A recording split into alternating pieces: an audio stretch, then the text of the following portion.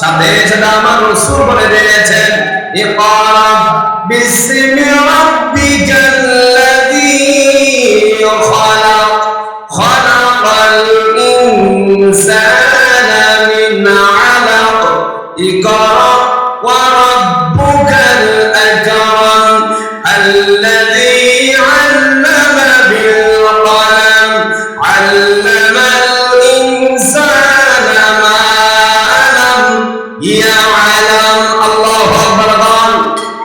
ওই দিন হেরা পর্বতের মধ্যে কয়টা আয়াত নাযিল করেছে? 5টা আয়াত। সূরা আলাকে 5টা আয়াত কি হয়েছে? নাযিল হয়েছে রাসূলের উপরে। সুবহানাল্লাহ। ওখান থেকে ওই যেই দিন এই যে কোরআন কারীমের প্রথম 5টা আয়াত নাযিল হয়েছে, জিবরাইল তো চলে গেল। হযরত খাদিজা বিনতে খুয়াইলিদ যখন খাবার নিয়ে গেল আমার রাসূলের জন্য, দেখা যাচ্ছে আমার রাসূল ইসলাম খাপতেছে, তার মধ্যে ঝড় চলে এসেছে। আল্লাহু আকবার। উহির জ্ঞান খুব ভারী। উহির জ্ঞান কি ভারী? উহির জ্ঞান আমরা যত সহজ মনে করি, এটা এত সহজ নয়। ইসলাম যত সহজ আমরা দেখতেছি, কিন্তু আপনার আমার রাসূল সাল্লাল্লাহু আলাইহি ওয়াসাল্লাম এত সহজে ইসলাম পাই নাই, অনেক কষ্টের বিনিময়ে এই ইসলাম পেয়েছে, ঠিক কি না? আর আমরা তো মায়ের পেট থেকে আসার পরে মুসলমানের ঘরে জন্মগ্রহণ করেছি, সেই সূত্রে আমি মুসলমান। মা বাবা আমাদেরকে দ্বীন ধর্ম শিক্ষা দিয়েছে, আমরা মুসলমান ঘরের মধ্যে বড় হয়েছি, ওই সুবাদে আমরা মুসলমান। আর আল্লাহর নবী মুহাম্মদ সাল্লাল্লাহু আলাইহি ওয়াসাল্লাম আর সাহাবীরা ইসলাম এটা কায়েম করতে তাদের রক্ত গিয়েছে, তাদের গান গিয়েছে, অনেক কষ্ট গিয়েছে। কথা বলেন ঠিক কিনা? নবী করিম সাল্লাল্লাহু আলাইহি ওয়াসাল্লাম ওহী যখন নাযিল হয়েছে, তার শরীরের টেম্পারেচার বেড়ে গিয়েছে। কি বেড়ে গিয়েছে? টেম্পারেচার বেড়ে গিয়েছে। তিনি বাসায় চলে এসেছে। আসার পরে বলছে জাম্মিলুনি জাম্মিলুনি, ও আমার প্রাণপ্রিয় স্ত্রী খাদিজা, আমাকে কম্বল দিয়ে ঢেকে দাও, কম্বল দিয়ে ঢেকে দাও। বলছে ও আমার স্বামী কাসেমের বাপ, তোমার কি হয়েছে? রাসূল ইসলাম বলছে আমার কাছে একটা লোক এসেছে, তিনি আমার উপরে কোরআন একটা আয়াত নাযিল করে দিয়েছে, এটা দেওয়ার পর থেকে আমার শরীরের টেম্পারেচার বেড়ে গিয়েছে, আমার শরীরের জ্বর চলে এসেছে। আল্লাহু আকবার। খাদিজা কিন্তু তখনই লোকটা ছিলেন নাই। এরপরে খাদিজা রাসূলের পাশে আছে, জিবরাইল আলাইহিস সালাম তার উপরে একবার উকি মারে দেখে। সুবহানাল্লাহ। খাদিজাকে বলছে খাদিজা দেখো দেখো ওই লোকটা এসেছে। তখন খাদিজা কিন্তু দেখে না, দেখে কে? রাসূল। দেখে কে? রাসূল ইসলাম দেখে, কিন্তু খাদিজা দেখে না। এইভাবে দুই একবার উকি মেরেছে জিবরাইল। এরপরে খাদিজা বিনতে খুয়াইলিদ তার শরীরের একটা একটা কাপড় ছড়াচ্ছিলেন। আল্লাহু আকবার। স্বামীর সাথে গভীর সম্পর্কে যাওয়ার জন্য যখন খাদিজা যখন গায়ের একটা একটা কাপড় যখন তুলতেছে, ওই জিবরাইল আলাইহিস সালাম সেখান থেকে লজ্জায় পালিয়ে গিয়েছে। সুবহানাল্লাহ। তখন বলছে আমার আপনার নবী, ও খাদিজা, তুমি যখন শরীরের কাপড় একটা একটা সরাচ্ছিলা, একটা একটা সরাচ্ছিলা, সাথে সাথে ওই লোকটা দূর বেড়ে ওই এখান থেকে পালিয়ে গিয়েছে। সুবহানাল্লাহ। তখন খাদিজা বলছে আমার প্রাণপ্রিয় স্বামী মুহাম্মদ সাল্লাল্লাহু আলাইহি ওয়াসাল্লাম, আমার আর বুঝতে দেরি নেই যে লোকটা উঠে বেড়েছে সেই হচ্ছে জিবরাইল, আর আপনি হচ্ছে আল্লাহর একজন নবী আর রাসূল। সুবহানাল্লাহ। বলছে যে জিবরাইল আর আপনি হচ্ছে কি আল্লাহর একজন নবী। সুবহানাল্লাহ। ওই দিন থেকে রাসূলের উপরে কি হয়েছে? কোরআনুল কারীম নাযিল হয়েছে। নবুয়ত পেয়েছে কত বছর বয়সে? আপনার আমার নবী কত বছর বয়সে নবুয়ত পেয়েছে? 40 বছর। সবাই বলেন কত বছর বয়সে নবুয়ত পেয়েছে? 40 বছর। এরপরে মক্কার মধ্যে ছিলেন কয় বছর? 13 বছর। মক্কার মধ্যে ছিলেন কয় বছর? 13 বছর। মদিনায় ছিলেন 10 বছর। মদিনায় কয় বছর? 10 বছর। যোগ করলে যুগপল হয়ে যায় 63 বছর। কয় বছর? 63 বছর। তাহলে আমার আপনার নবীর হায়াতে জিন্দেগি ছিল কয় বছর? একটু জোরে বলেন না, কয় বছর? 63 বছর। এখন যে এগুলো বললাম এগুলো হচ্ছে জন্মের কাহিনী থেকে নবুয়ত পর্যন্ত। কত পর্যন্ত? নবুয়ত পর্যন্ত। রাত 4টা কিন্তু ক্রস হয়ে গিয়েছে, আরো চলবে। আপনারা যদি বলেন ছাড়াবো, না হয় এখানে শেষ করে দেব, চলবে? বেশি না, আর অল্প। নবী করিম সাল্লাল্লাহু আলাইহি ওয়াসাল্লামের মক্কার বয়স ছিল কয় বছর? নবুয়তের পরে 13 বছর। নবুয়তের পরে কয় বছর? 13 বছর। এই 13 বছরের আমি ছোট্ট করে বর্ণনা দিয়ে আমার আলোচনা আমি ইতি টানবো। আমাকে বলা হয়েছে রাসূলের মৃত্যু পর্যন্ত বলার জন্য, তাহলে আর 2 ঘন্টা লাগবে। কয় ঘন্টা? 2 ঘন্টা লাগবে। তারপরে দেখি সামারি করে বলা যায় কিনা। নবী করিম সাল্লাল্লাহু আলাইহি ওয়াসাল্লাম 13 বছরকে আমরা 4 ভাগে ভাগ করব। কয় ভাগে? বুঝার জন্য বলতেছি, 4 ভাগে ভাগ করব। কয় ভাগে? কয় বছরকে? 13 বছরকে। মক্কার নবুয়তের পরে 13 বছরকে আমরা 4 ভাগে ভাগ করব। কয় ভাগে? 4 ভাগে। প্রথম ভাগে হচ্ছে 3 বছর। প্রথম ভাগে কয় বছর? দ্বিতীয় ভাগে 2 বছর। দ্বিতীয় ভাগে কয় বছর? 2 বছর। তৃতীয় ভাগে 5 বছর। তৃতীয় ভাগে কি? 5 বছর। এবং চতুর্থ ভাগে 3 বছর। যোগ করলে 13 বছর। যোগ করলে কয় বছর? 13 বছর। প্রথম 3 বছরের ঘটনা শুনে নবী করিম সাল্লাল্লাহু আলাইহি ওয়াসাল্লামের উপরে কোরআনুল কারীম নাযিল হচ্ছে। তখন গোপনে গোপনে কোরআনের দাওয়াত দিতেন, প্রকাশ্যে নাকি গোপনে? গোপনে। গোপনে যখন কোরআনের দাওয়াত দিতেন তখন রাসূল সাল্লাল্লাহু আলাইহি ওয়াসাল্লামের সূত্র ছিল না, সূত্র তেমন ছিল না। গোপনে গোপনে আপনি সৃষ্টি করবেন, কেউ যদি না দেখে আপনাকে সবাই অতএব যে আপনার এলাকার সবাই বলবে আপনি হাদী সাহেব, গাজী সাহেব। যখন আপনি সুরের মধ্যে ধরা পড়ে যাবেন আর আপনাকে হাদী সাহেব বলবে না, বলবে যে তিনি সুর। তিনি কি? সুর। নবী করিম সাল্লাল্লাহু আলাইহি ওয়াসাল্লাম 3 বছর গোপনে দাওয়াত দিয়েছে, তার কোনো শত্রু ছিল না। এরপরে দ্বিতীয় ভাগে 2 বছর। কয় বছর? 2 বছর। যখন আল্লাহ রাব্বুল আলামিনের পক্ষ থেকে নির্দেশ এসেছে, আমার হাবিব মুহাম্মদ সাল্লাল্লাহু আলাইহি ওয়াসাল্লাম আজকে থেকে আপনার থেকে কোরআনের দাওয়াত দিতে হবে প্রকাশ্যে। কিভাবে? প্রকাশ্যে। যখন প্রকাশ্যে দাওয়াত দিচ্ছে, কিছু কিছু লোক ইসলাম ধর্ম গ্রহণ করতে করতে মক্কার মধ্যে ইসলাম গ্রহণকারী সংখ্যা হয়ে গেল 15 থেকে 20 জন। 15 থেকে কয়জন? 20 জন। যখন আরো দিচ্ছে দিতে দিতে ইসলাম গ্রহণকারীর সংখ্যা 100 ক্রস করেছে। কয়শো? 100 ক্রস করেছে। এখন এদিকে কাফেরেরা নির্যাতন স্টিমুলার চালাচ্ছে, নির্যাতন স্টিমুলার চালাচ্ছে। তার উপরে ইসলাম গ্রহণকারীর উপরে।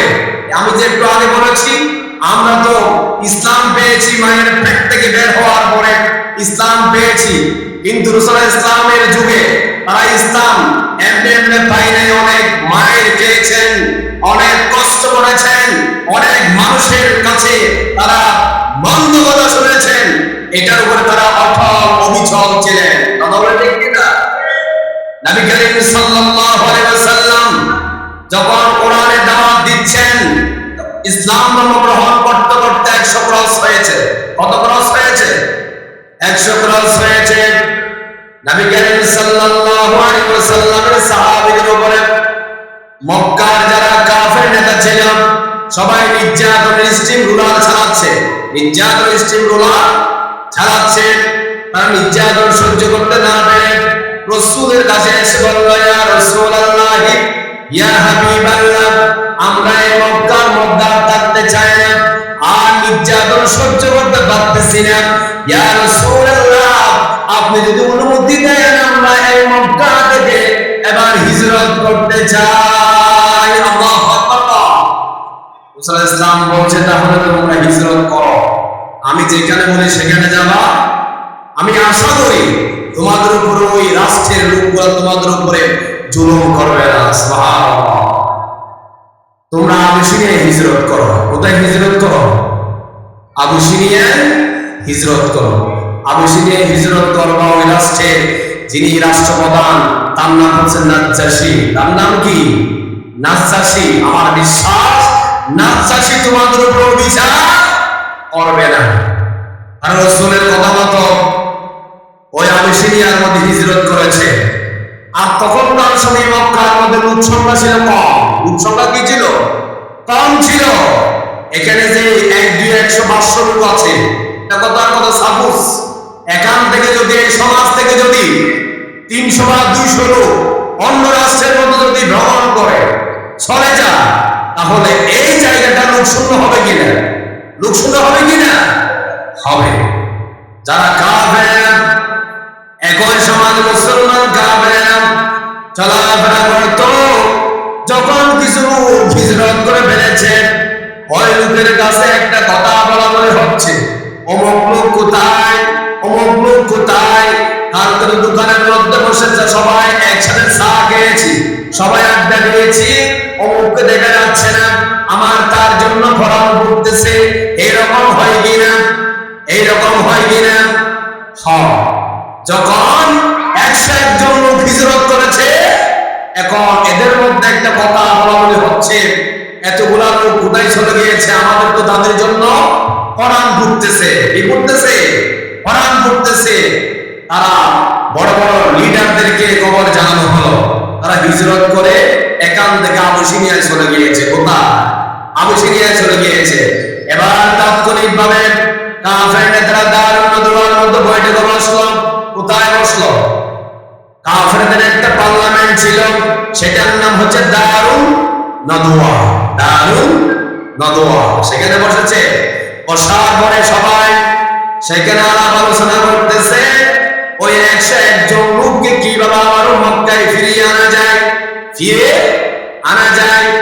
এখন তারা 2 জন প্রতিনিধি ঠিক করলো। কয়জন? 2 জন প্রতিনিধি ঠিক করলো। একজন হচ্ছে আবু জেহেলের চাচাতো ভাই, আরেকজন হচ্ছে আমর ইবনুল আস। আমর ইবনুল আস পরবর্তীতে আবার ইসলাম ধর্ম গ্রহণ করেছিলেন। সুবহানাল্লাহ।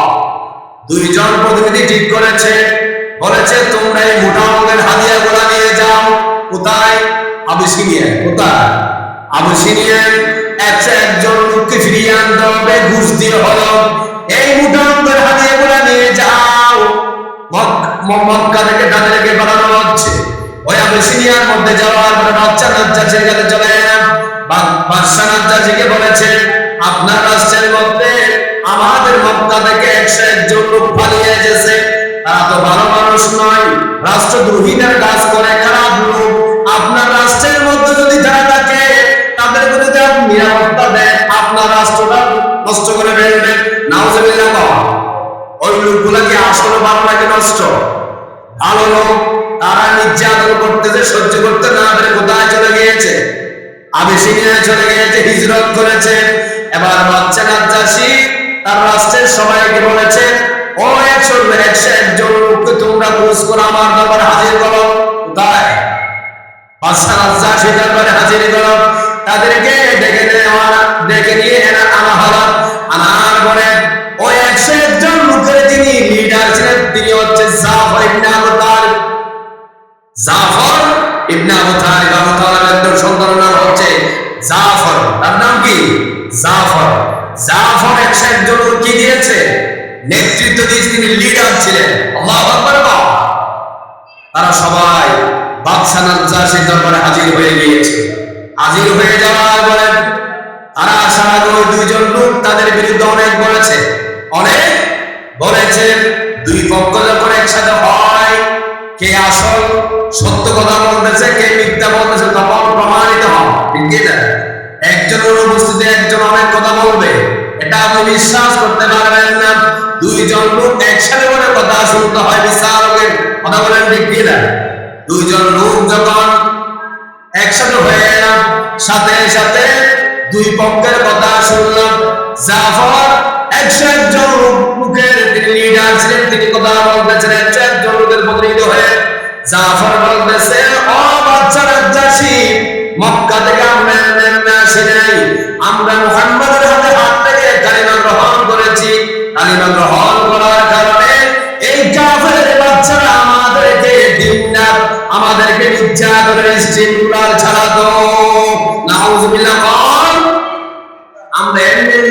নাই, আমরা এসেছি তাদের নির্যাতন সহ্য করতে না পেরে। বাদশাহ নাজ্জাশী বলছে, আমি তাদের কথাও শুনেছি, তোমাদের কথাও শুনেছি, কিন্তু বাদশাহ নাজ্জাশী ফাঁকে কোরআনুল কারীম থেকে সূরা মারইয়াম থেকে কোরআন তেলাওয়াত করা আরম্ভ করে দিল। সুবহানাল্লাহ। ওই দিন হচ্ছে কোরআনুল কারীম নাযিল হওয়ার পরে একটা রাষ্ট্রের প্রধানের কাছে প্রথম কোরআনুল কারীমের আয়াতগুলো তেলাওয়াত করে শুনিয়েছে। সুবহানাল্লাহ। আর আরবের যারা অধিবাসী তারা আরবি ভাষার মধ্যে পারদর্শী। আরবি ভাষার মধ্যে কি পারদর্শী? আমরা যেমন বাংলা বললে যে কোনো কথা আমরা বুঝে ফেলি, ঠিক কিনা? আরবের লোকেরা আরবি ভাষায় যখন তারা দক্ষ, কোরআনুল কারীম যখন তেলাওয়াত করতেছে, তারা অটোমেটিকলি সেগুলোর অর্থ বুঝতেছে আর তাদের চোখ দিয়ে পানি যায়। সুবহানাল্লাহ। সূরা মারইয়াম থেকে যখন তেলাওয়াত করতেছে, সাথে সাথে বাদশাহ নাজ্জাশী দুই চোখ দিয়ে পানি পড়তেছে, অর্থ বুঝতেছেন। বাদশাহ নাজ্জাশী বলছে, ও জাফর, তুমি থামো থামো, আর তেলাওয়াত করিও না, আমি শুনেছি। আর দুইজন লোককে বলছে, কাফেরের প্রতিনিধি দুইজন লোককে বলছে, তোমাদের এই ঘুষগুলা তোমরা নাও। ঘুষগুলা কি করো? তোমরা নাও, তোমরা এগুলা নিয়ে চলে যাও। তোমাদের দুইজনের মতামত 101 জন লোককে আমি তাদের উপর বিচার করতে পারি না, তোমাদের হাতে তুলে দিতে পারি না। আজকে থেকে আমি সিংহাসন থেকে ঘোষণা দিলাম, আমার এই রাষ্ট্র থেকে ঘোষণা দিলাম, এই 101 জন লোক আমার রাষ্ট্রীয় মেহমান হিসাবে আমার রাষ্ট্রে থাকবে। সুবহানাল্লাহ। মক্কা থেকে 200 লোক যাওয়ার পরে ওই 101 জন লোকের সম্মান বেড়েছে নাকি কমেছে? বেড়েছে নাকি কমেছে?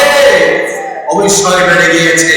দুইজন কাফের নেতা যদি ওখানে না যেত, বাদশাহ নাজ্জাশী ওই 101 জন লোকের খোঁজ খবরও নিতেন না। ওখানে যাওয়ার পরে 101 জন লোক রাষ্ট্রীয় মর্যাদা পেয়ে গিয়েছে। আল্লাহু আকবার। এরপরে ওই দুইজন লোক যারা ঘুষ নিয়ে গিয়েছে, তারা আবার চেহারাটা তেলটা ভাব নিয়ে বাদশাহ নাজ্জাশীর কাছে গিয়েছিলেন। আসার সময় তাদের চেহারা কালো করে আবার মক্কায় ফিরে এসেছে। কোথায় ফিরে এসেছে? মক্কায় ফিরে এসেছে। আসার পর বলছে, মক্কার কাফেরদেরকে বলছে, বাদশাহ নাজ্জাশী আমাদের ঘুষগুলো গ্রহণ করলো না, আমাদের সাথে তাদেরকে ফিরিয়ে দিল না, আরো তাদেরকে রাষ্ট্রীয় মর্যাদা দিয়ে তাদেরকে রাষ্ট্রীয় মেহমান হিসেবে গ্রহণ করে নিয়েছে। আল্লাহু আকবার। সময় তো আমার খেয়ে গিয়েছে, আমি দুটো শেষ করবো, একটা 50 হয়ে গেছে। সংক্ষেপে বলে দিচ্ছি, অনেক ঘটনা বলতে গেলে বলেছি, সারা রাত বন্ধু শেষ হবে না। এরপরে রাসূল ইসলাম, এরপরে প্রথম 3 বছর 2 বছর চলে গেল, এরপরে তৃতীয় গেল 5 বছর। কয় বছর? 5 বছর। ওই 5 বছরের মধ্যে রাসূল ইসলাম 3 বছর শিয়াবে আবু তালিবে কারাগারে ছিলেন। কোথায় ছিলেন? কারাগারে ছিলেন। এরপরে তিনি আবারও ইসলামের দাওয়াত কারাগার থেকে বের হয়ে তিনি কি বন্ধ করেছে নাকি চালু রেখেছে? চালু রেখেছে। এরপরে রাসূল ইসলামের পরে 3 বছরে তিনি কোরআনের দাওয়াত দিচ্ছিলেন। এরপরে তিনি হিজরত করে মদিনায় চলে গিয়েছিলেন। অনেক লম্বা ঘটনা, সময়ের অভাবে বলতে পারি নাই। আজকে যা কিছু বলেছি, রাসূলের মিলাদ থেকে শুরু করে আমরা সিরাত পর্যন্ত চলে গিয়েছি। কোথায় চলে গিয়েছি? মিলাদ মানে হচ্ছে জন্মের বর্ণনা, আর সিরাত মানে হচ্ছে তিনি যে কোরআনের দাওয়াত দিয়েছেন, এগুলো বলা হয় সিরাত। এগুলো কি বলা হয়? সিরাত। এগুলো আমাদের জানার দরকার আছে না? নেই? আছে। লাকাদ কানা লাকুম ফি রাসূলিল্লাহি উসওয়াতুন হাসানাহ। আল্লাহ রাব্বুল আলামিন কোরআনে কারীমের মধ্যে বলছে, দুনিয়ার মানুষ তোমরা শুনে রাখো, মুহাম্মদ সাল্লাল্লাহু আলাইহি ওয়াসাল্লামের মধ্যেই তোমাদের জন্য রয়েছে উত্তম আদর্শ। সুবহানাল্লাহ। রাসূলের প্রত্যেকটা আদর্শ আমাদের প্রত্যেকটা জীবনের ক্ষেত্রে আনার দরকার আছে নাই? আছে। এজন্য আমরা আলোচনা দীর্ঘায়িত করব না। আমাদের মাহবুবদের জন্য কিছু কথা বলার জন্য বলেছিল, সময়ের অভাবে বলতে পারছি না। আমার মাহবুবদের অবশ্যই পর্দার কথা বলেছে। আমরা তো সবাই জানি মাহবুবদেরকে পর্দা করতে হবে। পর্দা করা কি নফল নাকি ফরজ? ফরজ কাজ। আপনি পর্দা করে নামাজ পড়তে হবে। আপনি পর্দাও করেন না, বাহিরে একেবারে নামাজ পড়েন, এই নামাজের কোনো দাম নেই। পর্দার সহিত নামাজ পড়তে হবে, জিকির আজকার করতে হবে, তাহলে আল্লাহ পাক আপনার উপর আল্লাহ পাক রাজি খুশি হয়ে যাবে। আল্লাহ পাক আমাদের মা বোনদের কবুল করুন, আমিন।